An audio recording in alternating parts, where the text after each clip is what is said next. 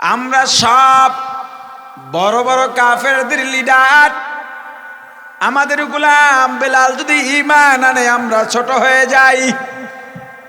কি করা যায়? বলে বেলালকে শাস্তির ব্যবস্থা করো, সব গোলামদের খবর দাও, আমাদের গোত্রের লোকদের খবর দাও, সবাইকে জানায় দাও, যদি কেউ ঈমান আনে তার জন্য দৃষ্টান্তমূলক শাস্তির ব্যবস্থা করা হবে। মানুষজনের ভিড় জমে গেছে। জ্বলন্ত আগুনের আংটা দিয়ে একটা রাস্তা বানানো হয়, হযরত বিলালকে আসামি রূপে দাঁড় করানো হয়। আমার আল্লাহ কি দেখেন না? হযরত বিলাল দাঁড়িয়ে আছেন, শরীরের মধ্যে পোশাক নাই, খালি গায়ে। কাফেরদের লিডার ডাক দেয়া বলে, বেলাল তুমি কালো তাতে আমাদের আপত্তি নাই, আমাদের মধ্যে যেই লিডারের মেয়ে সুন্দরী তাকে ওকে তোমার সঙ্গে বিয়ে দেওয়া হবে, তোমাকে আজাদ করে দেওয়া হবে, তবুও ঈমান ছেড়ে দাও। হযরত বেলাল ডাক দিয়া বলেন, আল্লাহু আহাদ। হযরত বেলালকে আগুনের রাস্তার উপরে চিৎভাবে শোয়া দেয়, শরীরের চামড়া চর্বিগুলো আগুনের মধ্যে পসপাস করে আংটাগুলো পিঠের মধ্যে ঢুকে যায়। হযরত বেলাল শুধু একটাই আওয়াজ করেন, আহাদ আহাদ আহাদ, আল্লাহু আহাদ। সাইয়েদনা সিদ্দিক আকবর হযরত আবু বকর সিদ্দিক রাদিয়াল্লাহু তাআলা ওই রাস্তা দিয়ে যাইতেছেন। দেখেন হযরত বেলালকে শাস্তি দেওয়া হচ্ছে, নির্যাতন করা হচ্ছে। বেলালের কাছে গিয়ে বলে, ভাই বেলাল তুমি একটু আল্লাহর নাম আস্তে নাও, তোমার এই কষ্ট সহ্য করবার মতো নয়। আবু বকর চলে গেলেন, ফেরার পথে দেখেন হযরত বেলাল আগের থেকেও চিৎকার দিয়া দিয়া বলেন, আল্লাহু আহাদ আল্লাহু আহাদ আল্লাহু আহাদ। হযরত আবু বকর সিদ্দিক রাদিয়াল্লাহু তাআলা আনহু আবার বেলালের কাছে এসে অভিমানের সুরে বলেন, ও ভাই বেলাল, তোমাকে বারবার আমি বলে গেলাম, পরামর্শ দিয়ে গেলাম, তুমি আল্লাহর নাম আস্তে নাও, তবুও কেন জোরে দিচ্ছ? হযরত বেলাল চোখের পানি ছেড়ে কাঁদেন আর বলেন, ও ভাই আবু বকর রাগ কইরো না, রাগ কইরো না। আমি আল্লাহর নাম নিলে আমার জিহ্বায় আমার অন্তরে এত মজা পাই, ওদের হাজার কষ্ট আমার একবার আল্লাহ নামের মজার সঙ্গে কিছু না। আমি জোরে জোরে আল্লাহর নাম বলি, ওদের অন্তরে অন্তর্জ্বালা শুরু হয়, তীরের মতো বসে। আর আমার অন্তরে জান্নাতি আরাম, জান্নাতি সুসংবাদ।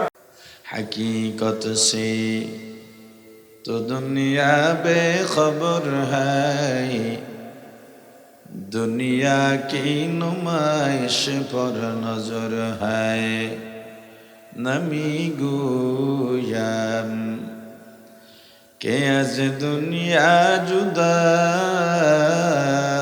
बाश, बहर कारे के बाशी बा खुदा बाश, चिस्ते दुनिया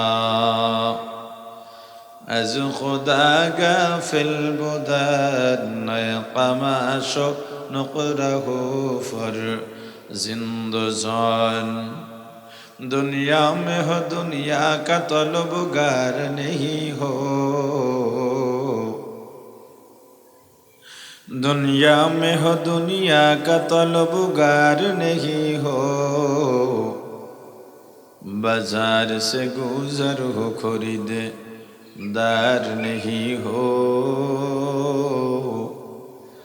बाजार से गुजर हो खरीदार नहीं हो, जागा जी लगाने के दुनिया नहीं है, जागा जी लगाने के दुनिया नहीं है, ये इबरत की जाए तमाशा नहीं है, ये इबरत की जाए तमाशा नहीं है। ला इलाहा इल्लल्लाह, ला इलाहा इल्लल्लाह, ला इलाहा इल्लल्लाह, ला इलाहा इल्लल्लाह, ला इलाहा इल्लल्लाह, ला इलाहा इल्लल्लाह, ला इलाहा इल्लल्लाह।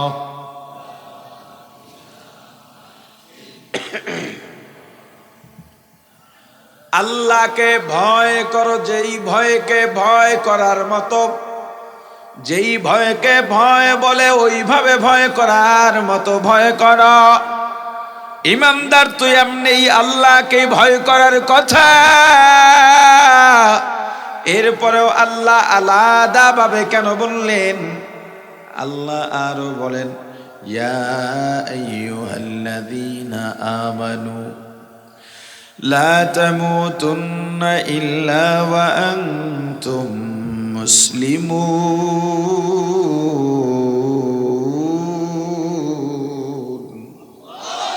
মুসলমানি বুয়াদ গরদান নেহাদান, এনানে খুদ বদস্তে খা জাদাদান। ইমানদার মুসলমান না হয়ে মরো না। ইমানদার তো এমনিতেই মুসলমান হয়ে মরার কথা, এরপরেও আল্লাহ আলাদা ভাবে কেন বললেন, হে ইমানদার মুসলমান না হয়ে মরো না? এরকম কোরআনুল কারীমের বিভিন্ন জায়গায় আল্লাহ ইমানদারদের ডেকেছেন আর এক এক ধরনের নির্দেশ দিয়েছেন। কিন্তু আরো এক মারাত্মক কথা আছে। আল্লাহ অন্য জায়গায় বলেন, ইয়া আইয়ুহাল্লাযীনা আমানু আমিনু, হে ইমানদারেরা ঈমান আনো। কাগরে ঈমান আনতে বলছে, কথা বলে না। এটি এক আজীব কথা। যেই মানুষ নামাজের জন্য ওযু বানায়, তাকে কি নামাজের দাওয়াত দেওয়ার কোনো দরকার আছে? যেই মানুষ রোজা রাখার জন্য সাহারি খেতে উঠছেন, তাকে কি রোজা রাখার দাওয়াত দেওয়ার দরকার আছে? তাহলে যে ইমানদার, তাকে আবার ঈমান আনতে কেন বললেন? কার ঈমান আনতে বলছেন? ইমানদারের ঈমান আনতে বলছে। এতক্ষণ যাই ছিল ভালো ছিল, এখানে এসে তো সব পাল্টে গেল। ইমানদার কেন ঈমান আনবে? বোঝা গেল এতক্ষণ যেই ইমানদারদের আল্লাহ ডেকেছেন, তাদের ঈমানে কিছু ভেজাল আছে। কথা বলেন, কি আছে? বোঝা দরকার আল্লাহ কোন ইমানদারদের এতক্ষণ ডেকেছেন আর কেমন ঈমান আনতে বলেছেন। যদি দুইটা ঈমানের লেভেল এক হইতো, তাহলে তো আল্লাহ বলতেন না ইমানদার ঈমান আনো। লেভেল যেহেতু ভিন্নতা আছে, এজন্যই বলেছেন অমুক ইমানদারেরা এই ঈমান আনো। এটার উত্তর পরে দিই, আমি শুরুতে আবার চলে যাই। আল্লাহ ডেকেছিলেন কাদেরকে? জোরে বলেন। হুকুম করেছিলেন কি? মনে আছে? এই যে ভুলে গেছে, পরিপূর্ণ ইসলামে ঢুকতে বলেছিলেন। শুরুর আলোচনা, কাদেরকে ডেকেছিলেন? হুকুম করেছিলেন কি? ইসলামে পরিপূর্ণ ঢুকতে। সুয়ালে মুকদ্দার, ইমানদার তো এমনি ইসলামে থাকার কথা, এরপরে আবার আলাদা ভাবে ঢুকতে কেন বললেন? জবাব,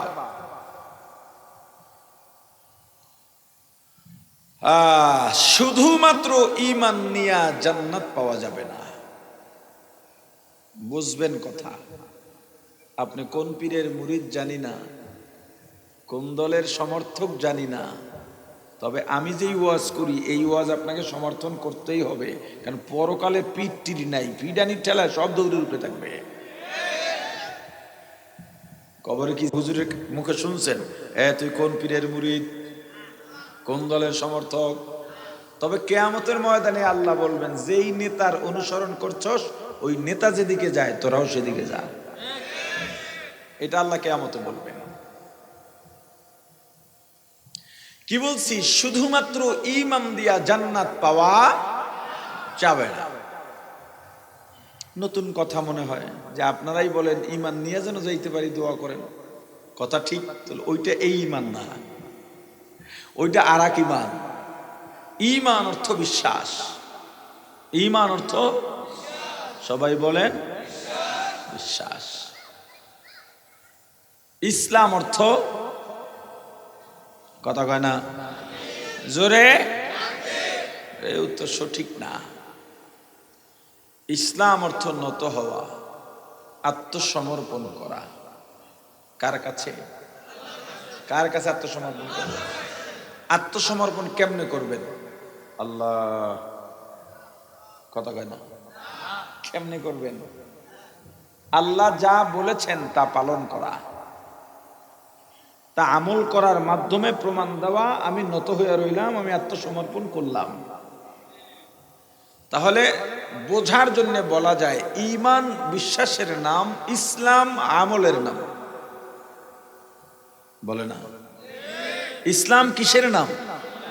আমলের নাম। আমলের মাধ্যমে আমি নত হব, আত্মসমর্পণ করব। ইসলাম অর্থ শান্তি নয়, তবে ইসলাম শান্তির ধর্ম। ইসলাম অর্থ কি না? কথা কয় না।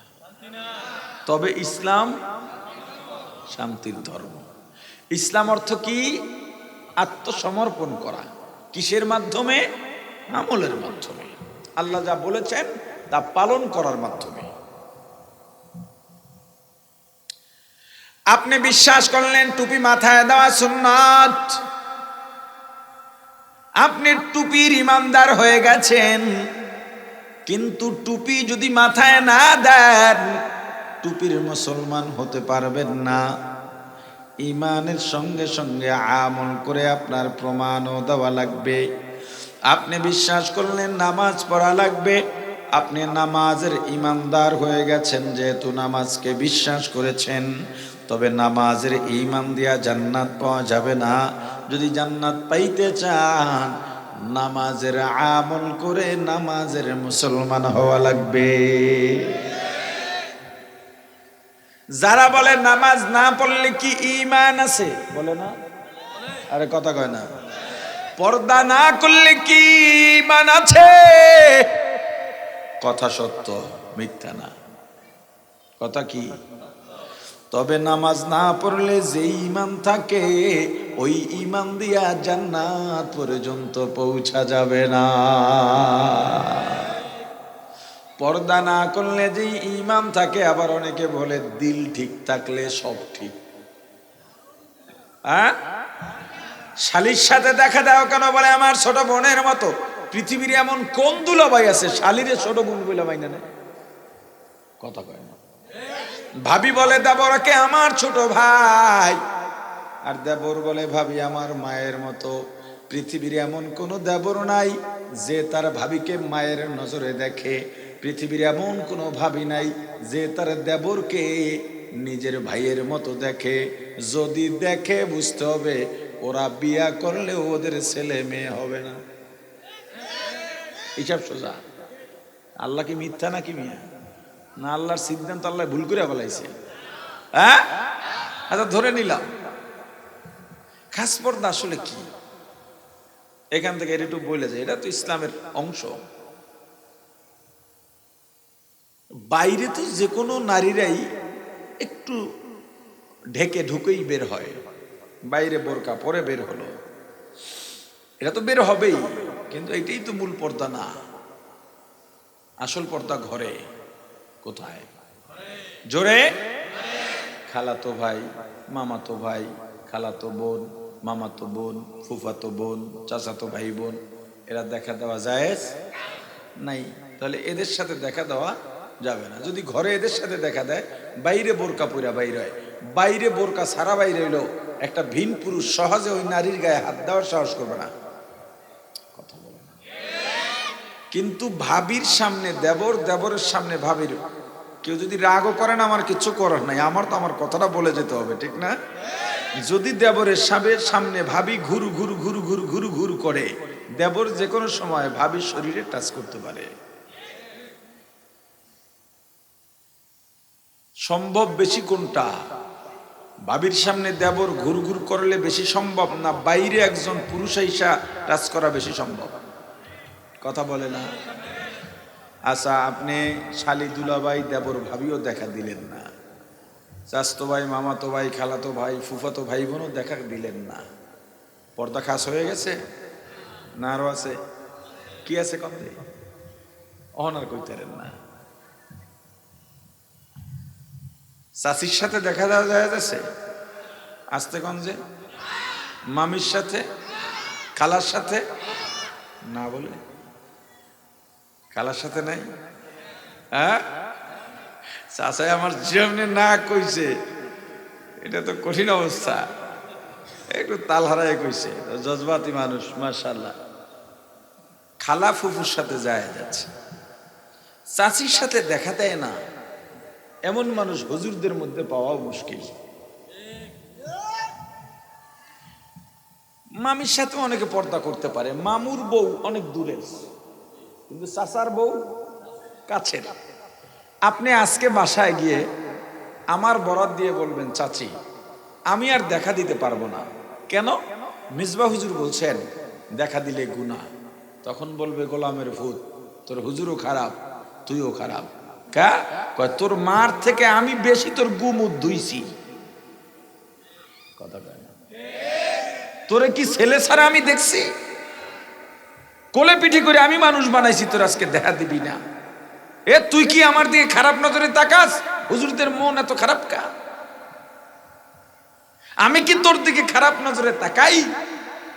তখন আপনি আর একটা কথা শুনাই দেবেন যে চাচি হুজুর এটাও বলছেন, খারাপ নজরের জন্য তো গুনাহ না, নজর খারাপ হইলে জেনার গুনাহ, নজর খারাপ না হইলে বেপরদার কবিরা গুনাহ, ৭,০০০ বছর জাহান্নাম। যারা বলেন দিল ঠিক আছে, আমরা মাইনে নিছি, দিল ঠিক আছে, আমরা মাইনে নিলাম, দিল ঠিক আছে মেনে নিলাম, কিন্তু দিল ঠিক থাকলেও বেপরদার কবিরা গুনাহ ফিরাইবে কেডা? কি? আচ্ছা, এখন চাচি মামির সাথেও দেখা দিলেন না, পর্দা হয়ে গেছে, বুঝা কইেন না, বুঝা কইেন না। আর কি বাকি আছে কিছু? বলেন তো দেখি, কেউ বলতে পারেন কিনা? পর্দা কি হয়ে গেছে? খাস পর্দার জন্য আর কিছু দরকার আছে? কোনটা কইয়া কোন বিপদে পড়ব? বিপদে পড়তে রাজি না। আরো একটা কঠিন পর্দা আছে, যেটা সচরাচর হুজুররা বয়ান করেন না, কিন্তু করা দরকার, করা দরকার। ওই পর্দাটা কার সাথে? আপন ভাই বোন, এমনকি মা সন্তান, মেয়ে আর বাবা। বলবেন এমন কথা তো জীবনেও শুনি নাই, ভাই বোনের আবার পর্দা কিসের? ও আমার ভাই, জমানাটা কিন্তু ভালো নয়। এখন সোশ্যাল মিডিয়ার কল্যাণে নিয়মিত দেখতে পাওয়া যায় মেয়ে বাবার হাতে শ্লীলতাহানির শিকার। কথা কয় না?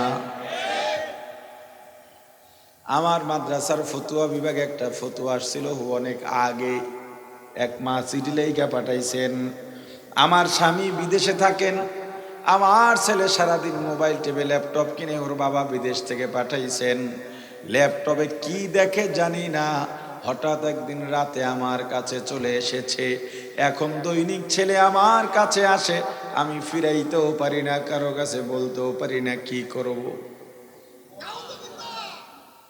না, ইসলাম মানার আপনার দরকার নাই, আপনার মতো চলেন, চলেন, তাতে ইসলামের কিচ্ছু আসবে যাবে না, আল্লাহর কিচ্ছু আসবে যাবে না।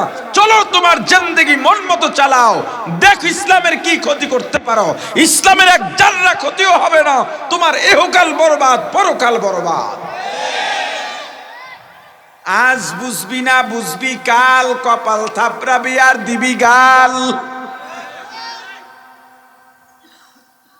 মা সন্তান ভাই বোন বাবা মেয়ের মধ্যে পর্দা কোন পর্যায়ে হবে? যুবতী ভাই বোন বিনা কারণে একে অপরের সামনে হাঁটা চলা করতে পারবে না, বিনা কারণে চলাফেরা চলবে না। ভাইয়ের দরকার বোনের কাছে যাওয়া, বোনের দরকার ভাইয়ের কাছে যাওয়া, শালীন ভাবে যাবে। বোনের শুধু চেহারা দেখা যাবে, হাতের কবজির উপরের কোনো অংশ দেখানো যাবে না, শরীরের স্পর্শকাতর কোনো অংশ দেখা যায় বোঝা যায় এমন পোশাক পরে যাবে না। যুবতী মেয়ে বাবার সামনে ঠিক একইভাবে যাবে, মা সন্তানের সামনে ঠিক একইভাবে যাবে। মেয়ের বয়স যখন 7 বছর হয়ে যায়, এই জমানায় 5 বছর ধরতে পারেন, মেয়ের বয়স যদি 5 বছর হয়ে যায়, মেয়েকে বাবা গোসল করাতে পারবে না, বাবা মেয়েকে নিয়ে এক বিছানায় ঘুমাইতে পারবে না। ছেলের বয়স যদি 7 বছর হয়ে যায়, ছেলেকে নিয়ে মা এক বিছানায় ঘুমাইতে পারবে না, ছেলেকে মা গোসল করাতে পারবে না। এই সুন্দর সিস্টেম দিয়েছে ইসলাম। কে দিয়েছে? কত সেফটি দিয়েছেন, কিন্তু আপনি আমি মানছি না। প্রাণের ভাই আমার, আল্লাহ ইমানদারদের ইসলামে ঢুকতে বললেন কেন? শুধুমাত্র ঈমান দিয়া জান্নাত পাওয়া যাবে না, জান্নাতে যাওয়া যাবে না। জান্নাতে যদি যাইতে চাও আমলও লাগবে, ইসলামও লাগবে। এই আয়াতের শানে নুজুল আরো একটা জবাব। হযরত আব্দুল্লাহ ইবনে সালাম রাদিয়াল্লাহু তাআলা আনহু মুসলমান হওয়ার পর ইসলামের বিধিবিধান সব মানতেছেন। ভালো করে বুঝবেন, ইসলামের বিধিবিধান সব মানতেছেন, শুধুমাত্র উটের গোশত খাইতেন না। হালাল জানতেন কিন্তু খাইতেন না। কেন? ইসলাম ধর্মের আগে যেই ধর্মে ছিলেন ওই ধর্মে উটের গোশত অপছন্দ ছিল। এই অপছন্দটা রয়ে গেছে। এই সামান্য বিষয় আল্লাহর কাছে পছন্দ হয় নাই। তুমি যেটা জানো মানবা না, হবে না, উটের গোশত খাও। ইয়া আইয়ুহাল্লাযীনা আমানু, হে দুনিয়ার ঈমানদারেরা আর আব্দুল্লাহ ইবনে সালাম, উদখুলু ফিস সিলমি কাফা, সব মানো, কিন্তু হয় নাই উটের গোশত হালাল জানলেই হবে না, ইসলামের হালালকে হালাল মেনে দেখাও।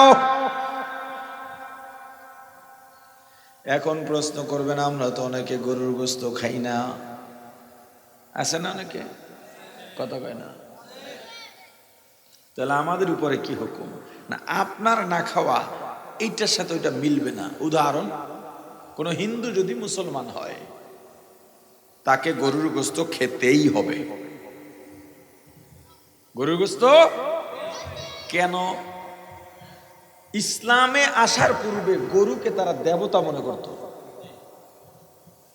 এজন্য গরুর গোশত খাইতো না। কিন্তু ইসলামে গরুর গোশত হালাল না দেবতা? কথা বলেন। অতএব তুমি যে ইসলামের হালালকে হালাল জানছো, খাইয়া মান্না দেখাও। আর আপনি আমি যে খাই না, কি কারণে? এটা দেবতা মনে করিয়া। কারো অ্যালার্জি আছে, কারো চর্বি আছে, ডাক্তারে নিষেধ করছে, কিন্তু কোরবানিতে মাশাআল্লাহ কেউ ছাড়ে না, সব সাবা বানায় আলায়। আপনি হিসাব করেন, এই সামান্য একটা বিষয় আল্লাহ বললেন আব্দুল্লাহ ইবনে সালাম, ইসলাম মানলে পরিপূর্ণ মানব। এখন বলবেন তো হুজুর বুঝলাম, ইসলাম মানলে লাভ কি? ইসলাম মানলে দুইটা লাভ। কয়টা? জোরে বলেন। দুইটা লাভ। যেই দুইটা লাভ সারা পৃথিবীর সব জাতি গোষ্ঠী শ্রেণী পেশার মানুষ আশা করে। একটা হলো দুনিয়ার শান্তি, দ্বিতীয় হলো পরকালের মুক্তি। দুনিয়ার পরকালের শান্তি কোথায়? ইসলামে। শান্তি কোথায়?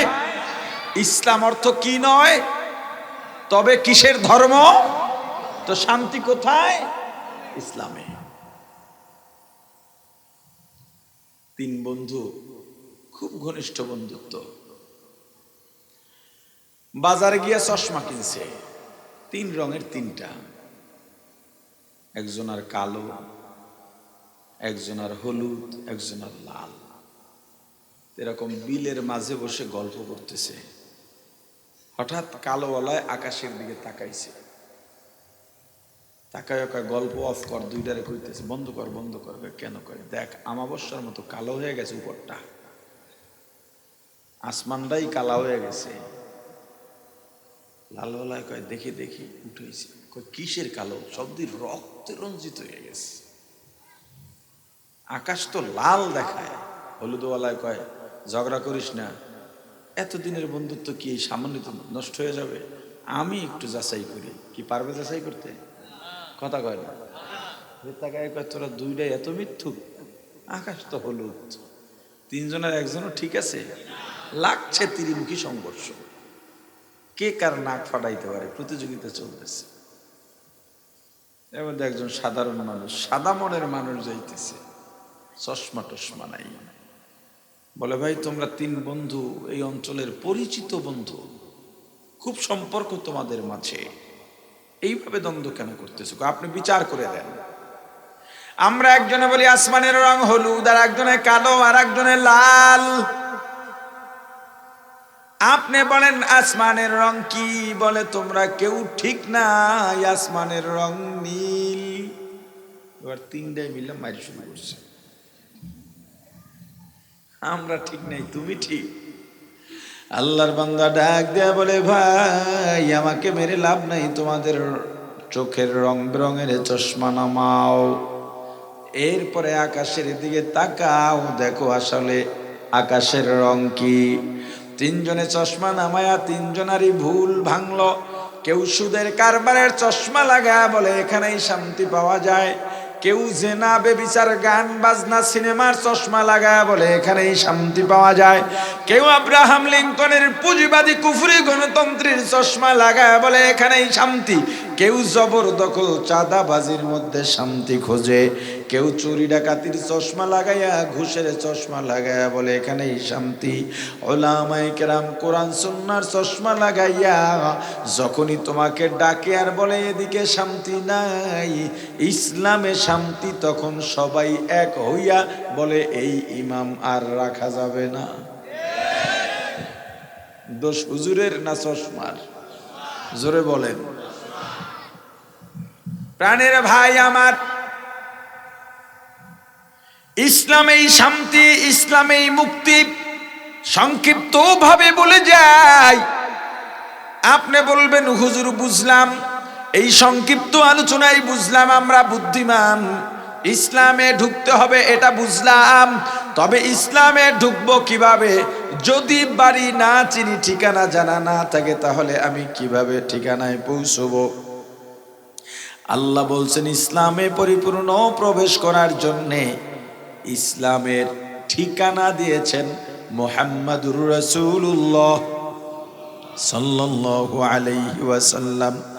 আমার রাসূল বলেন ক্বালান নবী সাল্লাল্লাহু আলাইহি ওয়াসাল্লাম বুনিয়াল ইসলামু আলা খামস শাহাদাতু আন লা ইলাহা ইল্লাল্লাহু ওয়া আন্না মুহাম্মাদান আবদুহু ওয়া রাসূলুহু ইকামুস সালাতি ওয়া ইতাউজ যাকাতি ওয়াল হজ্জি ওয়া সাওমি রমাযান আও কামা ক্বালান নবী আলাইহি সালাতু ওয়াসসালাম লা ইলাহা ইল্লাল্লাহ লা ইলাহা ইল্লাল্লাহ লা ইলাহা ইল্লাল্লাহ লা ইলাহা ইল্লাল্লাহ লা ইলাহা ইল্লাল্লাহ লা ইলাহা ইল্লাল্লাহ। ইসলামে ঢুকতে বলছেন আল্লাহকে, ইসলামের ঠিকানা দিয়েছেন রাসূল করিম সাল্লাল্লাহু আলাইহি ওয়াসাল্লাম। আমার রাসূল বলেন বুনিয়াল ইসলামু আলা খামসিন, ইসলাম 5 জিনিসে পরিপূর্ণ হয়। কয় জিনিস? 1 নম্বরে 2টা সাক্ষী দেওয়া লাগবে। 1 নম্বরে কয়টা সাক্ষী? জোরে বলেন। 2 সাক্ষীর 1 সাক্ষী শাহাদাতু আল্লাহ ইলাহা ইল্লাল্লাহ, তাওহীদের সাক্ষী, আল্লাহর একত্ববাদের সাক্ষী।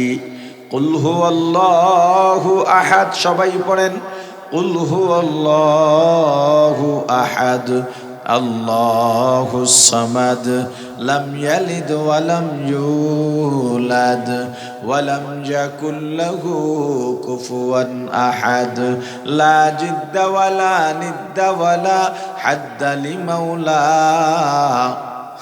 লা জিদ্দা ওয়া লা নিদ্দা ওয়া লা হাদ্দা লিমাওলা আল আনা কামা কানা ওয়া লাম ইয়ালকা যাওয়ালা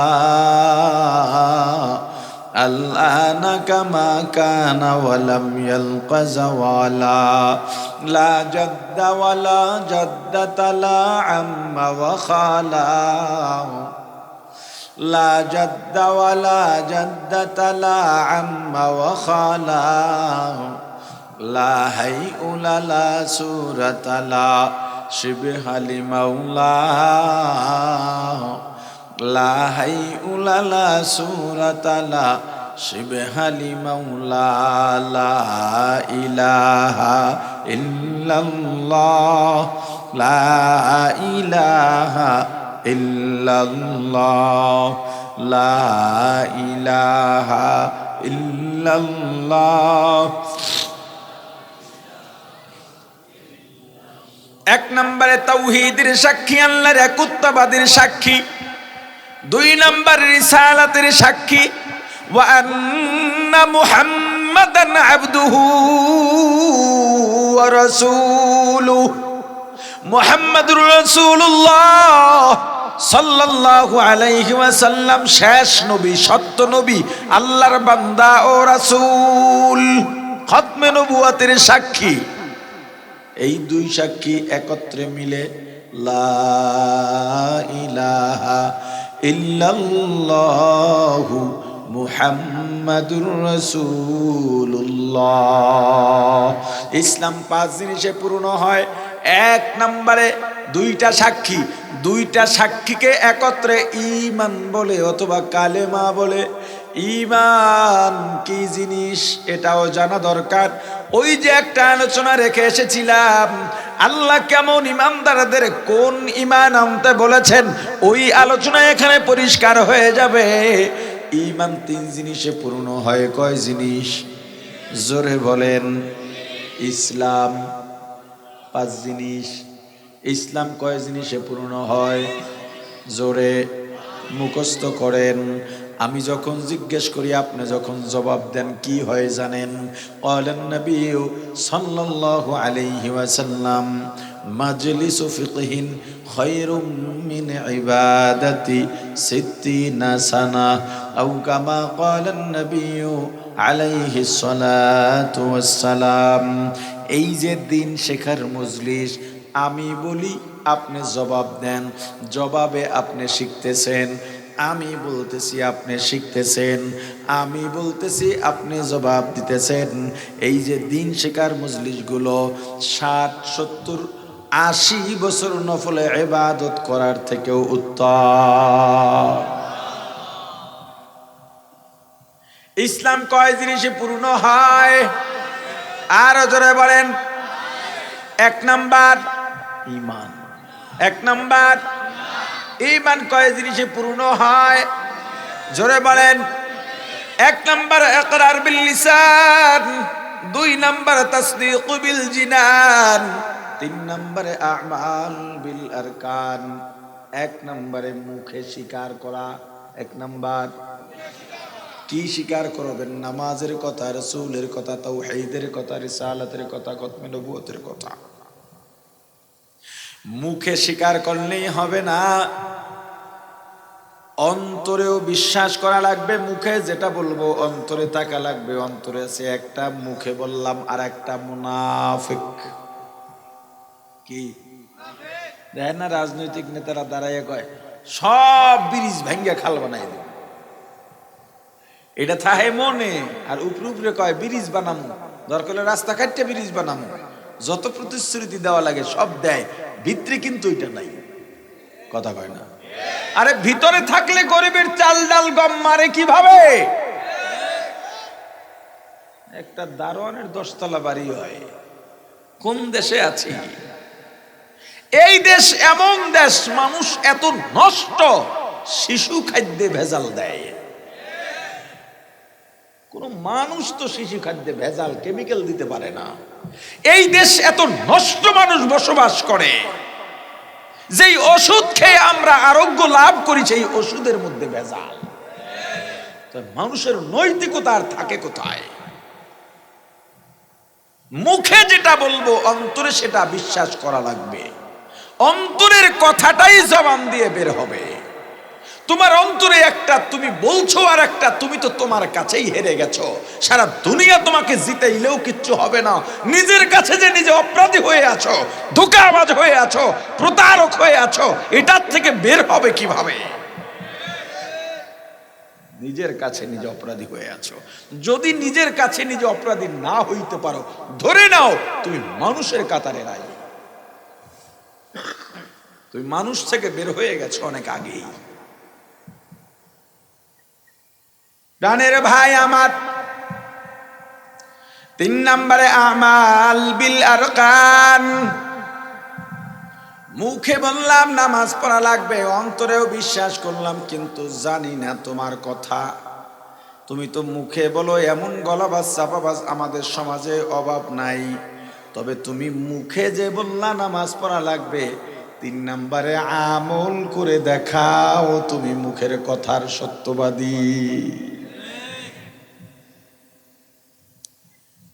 তাহলে আল্লাহ কোন ইমানদারদের ডেকেছিলেন? গলাবাজ চাপাবাজ ইমানদারদের ডেকেছেন। অবশ্যই গলাবাজ চাপাবাজ ইমানদারদের ডেকে বলেছেন, হে গলাবাজেরা, চাপাবাজেরা, ইমান আন। কোন ইমান? যেই ইমানে আমল আছে। কোন ইমান আনতে বলছেন? কথা বলে না। যেই ইমানে, আপনি ইমানকে দুরুস্ত করেন। তবে একটা কথা আপনাকে আমি বলে যাই, ঈমান যত মজবুত করতে চাইবেন আপনার সামনে তত বাধা আসবে। হযরত বেলালের মতো। বেলালের নাম শুনছেন? কথা কয় না? ওঠো ওঠো ওঠো বিলাল, সময় বইয়া যায়,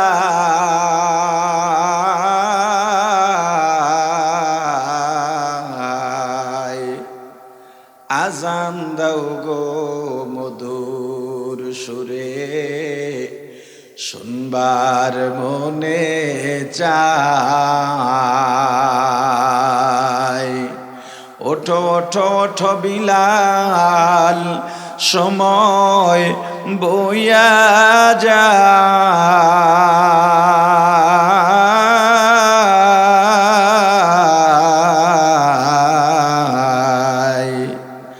আজান দাও গো মধুর সুরে, শুনবার মনে চায়। বিলাল বলে, আজান দিলে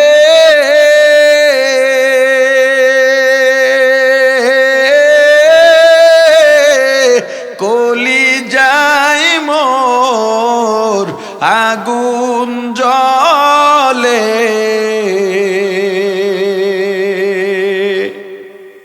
কে শুনিবে আমার আজান, নবী নাই যে দুনিয়া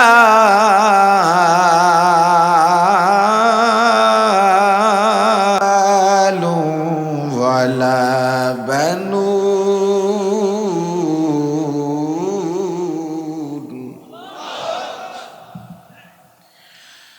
ইল্লা মান আতাল্লাহ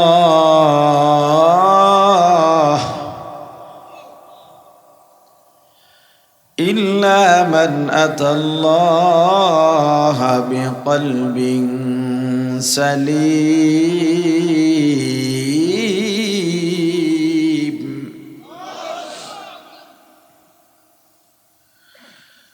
يوم لا ينفع مال ولا بنون إلا من أتى الله بقلب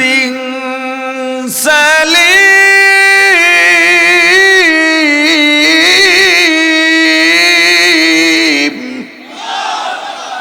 لا إله إلا الله لا إله إلا الله لا إله إلا الله لا إله إلا الله لا إله إلا الله لا إله إلا الله لا إله إلا الله لا إله إلا الله لا إله إلا الله لا إله إلا الله কিয়ামতের ময়দানে ধন সম্পদ ছেলে মেয়ে নেতা নেত্রী পদ পদবী এই সম্পদ লা ইয়ানফা কোনো উপকারে আসবে না। কি উপকারে আসবে জানো? সুন্দর চেহারা কোনো কাজে লাগবে না, বংশ কোনো কাজে লাগবে না। ইল্লা মান আতাল্লাহা বিকলবিন সালিম, যারা সুন্দর একটা কলব নিয়ে যাবে, পরিচ্ছন্ন কলব নিয়ে যাবে। এই পরিচ্ছন্ন কলব হওয়ার জন্য চেহারা সুন্দর হওয়া দরকার নাই। বহু সুন্দর চেহারাওয়ালা নাস্তিক আছে, কাফের আছে, মুরতাদ আছে। হযরত বিলাল রাদিয়াল্লাহু তাআলা আনহু তৎকালীন শীর্ষস্থানীয় কাফেরদের অন্যতম লিডার উমাইয়া ইবনে খালফের গোলাম। উমাইয়া ইবনে খালফ তাকায় দেখলো বিলালের ঠোঁট নড়তেছে। ও বেলাল, তোমার ঠোঁট কেন নড়ে? বেলাল জবাব দিয়া বলে, আমি আমার মালিকের নাম জপতেছি। উমাইয়া ইবনে খালফ বলে, আমি বড় খুশি হয়ে গেছি, তোমার কাজ আমি কমায় দেব। বলে, কেন? তুমি যে আমার নাম জপতেছো। বেলাল জবাব দিয়া বলে, না না, আমি তোমার নাম জপি না। উমাইয়া ইবনে খালফ বলে, আমি ছাড়া তো তোমার মালিক নেই, তাহলে কোন মালিকের নাম জপো? বেলাল ডাক দিয়া বলে, হে উমাইয়া ইবনে খালফ, ভালো করে শুনে নাও, আমি এমন এক মালিকের নাম জপি যিনি তোমারও মালিক, আমারও মালিক, দুনিয়ার মালিক। তিনি কে? জোরে বলেন, আল্লাহ আল্লাহ ক্যা মুবারক নাম হ্যায়, अल्लाह अल्लाह आशिको का काम है, जिक्र हक मुदगदाई रूह रो मरहमा मुदी दिले मज रूह रा। ला इलाहा इल्लल्लाह ला इलाहा ইল্লাল্লাহ লা ইলাহা ইল্লাল্লাহ লা ইলাহা ইল্লাল্লাহ লা ইলাহা ইল্লাল্লাহ লা ইলাহা ইল্লাল্লাহ। উমাইয়া ইবনে খালদ বলে, ঈমান আনছো না? মুহাম্মদের কাছে গেছিলা? বলে হ্যাঁ। উমাইয়া ইবনে খালদ রাগ হয়ে গেল, হে বিলাল, তুমি আমার কিনা গোলাম, কোন সাহসে কার অনুমতি নিয়ে মুহাম্মাদের ধর্ম গ্রহণ করে আল্লাহর উপরে ঈমান এনেছ? তোমাকে কঠিন শাস্তি দেওয়া হবে, তাড়াতাড়ি ধর্ম ত্যাগ করো। বলে, ও উমাইয়া শুনে লও, সারা দুনিয়ার শাস্তি যদি এক জায়গায় করা হয়, আমার আল্লাহকে একবার ডাকলে যেই মজা পাই, এই মজার কাছে শাস্তি কিছু না। আউলিয়ারা কারে উকুবা ইখতিয়ার, জাহেলারা কারে দুনিয়া ইখতিয়ার, আশিকারা মিল্লাত মযহব জুদাগস্ত, আশিকারা মিল্লাত মযহব খুদাস্ত, মিয়ানে আশিক মাশুক রা মুজিস্ত, কিরামান কাতিবিন রাহম খবর নিস। উমাইয়া ইবনে খালদ কাফেরদের নিয়ে মিটিং এ বসলো, কি করা যায়? সবার একই কথা, একবার যে মুহাম্মদের উপরে ঈমান আনে, ওরে গুলি মেরেও ঈমান থেকে দূরে সরানো যায় না। তাহলে কাজ করো, আমাদের গোলাম যদি ঈমান আনে, অন্য মানুষের সামনে তো মুখ দেখাইতে পারি না। মনে করেন আপনার বংশের সব আওয়ামী লীগ করে, একজন বিএনপি, আপনার বংশের সব বিএনপি করে, একজন করে আওয়ামী লীগ, কি তার নিয়ে লজ্জা পাওয়ার লাগে না? আরে কথা কয় না। ওই যে কোন এলাকায় যেন সব আওয়ামী লীগ, ভাই জেলা সভাপতি, বাপে উপজেলা চেয়ারম্যান, এই ছেলে করতো বিএনপি, এই যে বিএনপির সেন্ট্রাল সভাপতি হয়েছিল। হায় হায়, আমরা সব বড় বড় কাফেরদের লিডার, আমাদের গোলাম বেলাল যদি ঈমান আনে, আমরা ছোট হয়ে যাই। কি করা যায়? বলে, বেলালকে শাস্তির ব্যবস্থা করো, সব গোলামদের খবর দাও, আমাদের গোত্রের লোকদের খবর দাও, সবাইকে জানায় দাও, যদি কেউ ঈমান আনে তার জন্য দৃষ্টান্তমূলক শাস্তির ব্যবস্থা করা হবে। মানুষজনের ভিড় জমে গেছে। জ্বলন্ত আগুনের আংটা দিয়ে একটা রাস্তা বানানো হয়, হযরত বিলালকে আসামি রূপে দাঁড় করানো হয়। আমার আল্লাহ কি দেখেন না? হযরত বিলাল দাঁড়িয়ে আছেন, শরীরের মধ্যে পোশাক নাই, খালি গায়ে। কাফেরদের লিডার ডাক দেয়া বলে, বেলাল তুমি কালো, তাতে আমাদের আপত্তি নাই, আমাদের মধ্যে যেই লিডারের মেয়ে সুন্দরী, তাকে ওকে তোমার সঙ্গে বিয়ে দেওয়া হবে, তোমাকে আজাদ করে দেওয়া হবে, তবুও ঈমান ছেড়ে দাও। হযরত বেলাল ডাক দিয়া বলেন, আল্লাহু আহাদ। হযরত বেলালকে আগুনের রাস্তার উপরে চিৎভাবে শোয়া দেয়, শরীরের চামড়া চর্বিগুলো আগুনের মধ্যে পসপাস করে, আংটাগুলো পিঠের মধ্যে ঢুকে যায়। হযরত বেলাল শুধু একটাই আওয়াজ করেন, আহাদ আহাদ আহাদ, আল্লাহু আহাদ। সাইয়েদনা সিদ্দিক আকবর হযরত আবু বকর সিদ্দিক রাদিয়াল্লাহু তাআলা ওই রাস্তা দিয়ে যাইতেছেন। দেখেন হযরত বেলালকে শাস্তি দেওয়া হচ্ছে, নির্যাতন করা হচ্ছে।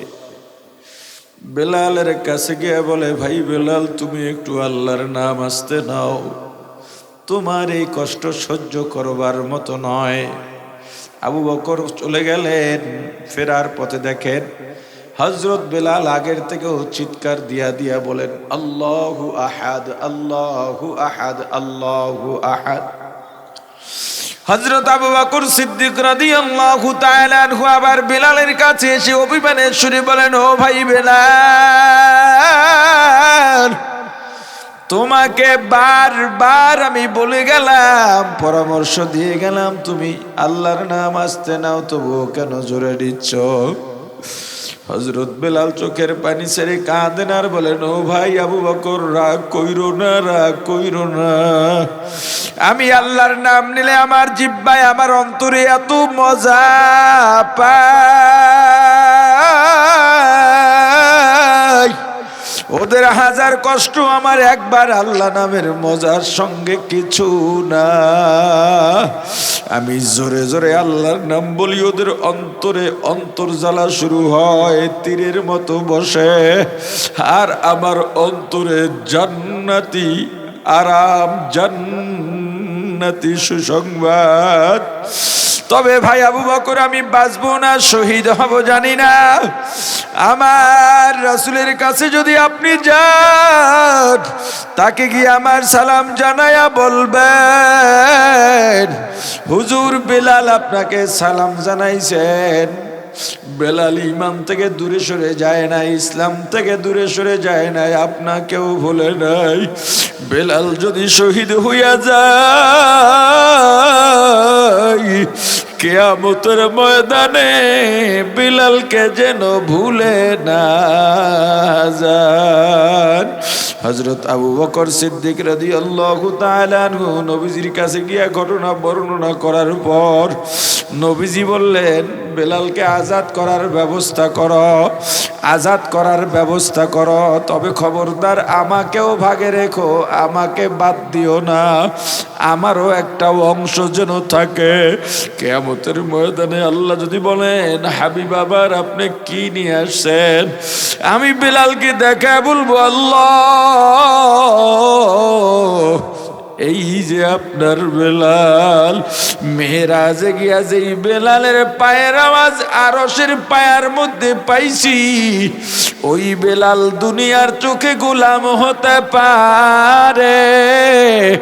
বেলালের ইমানের সমান ইমান আনা অত সহজ নয়। ঈমানকে মজবুত করেন, ঈমানকে মজবুত করেন। কে কি বলল? এ ভাইয়েরা, দ্বন্দ্ব করে কোনো লাভ নাই, দ্বন্দ্ব ঝগড়া ফাসাদ করে কোনো লাভ নাই। কি পাইলা আজ না হয় কাল, মরা তো লাগবেই। যেদিন মারা যাব এই দুনিয়ার দ্বন্দ্ব থাকবে না। এমন কি যার জন্য আমি পাগল হইলাম, যার পক্ষ নিয়ে দ্বন্দ্ব করতেছি, তার সঙ্গেও যেই সম্পর্ক শেষ হয়ে যাবে, সারা জীবনেও আর সম্পর্কের জোড়া লাগবে না। নিজের আমলকে দুরুস্ত বানাও, কোনো দ্বন্দ্ব ফাসাদের দরকার নাই, কোনো চ্যালেঞ্জ পাল্টা চ্যালেঞ্জের দরকার নাই। শুধু একটু নিজে নিজে ভাবো, কারো কাছে যাওয়ার দরকার নাই, কাউকে অভিযোগ করার দরকার নাই, অভিযুক্ত করার দরকার নাই। নিজেকে নিজের কাঠগড়ায় দাঁড় করাও, নিজেকে নিজের কাঠগড়ায় দাঁড় করাও। প্রতিদিন ঘুমে যাওয়ার আগে আয়নার সামনে দাঁড়াও। আয়নার সামনে দাঁড়াইলে আয়নার মধ্যে একজনকে দেখতে পাবা। ওই আয়নার মধ্যে যাকে দেখা যায় তাকে প্রশ্ন করো, হে আব্দুল্লাহ, আজকে সকালে ফজর পড়ছিস নি? ফজরের পরে কি কাজ করেছিস? দোকানে গিয়া কার কার গীবত করেছিস? আজকে সারাটা দিন তোর কেমন কাটছে? আপনি যদি মানুষ হইয়া থাকেন আর যদি দেখেন আপনার কিছু অন্যায় হয়ে গেছে, এই অন্যায় আপনাকে ঘুমাইতে দেবে না, বিছানায় শুইবেন, এপিট ওপিট করবেন, ঘুম আসবে না। আর যদি অমানুষ হয়ে থাকেন, অন্যায়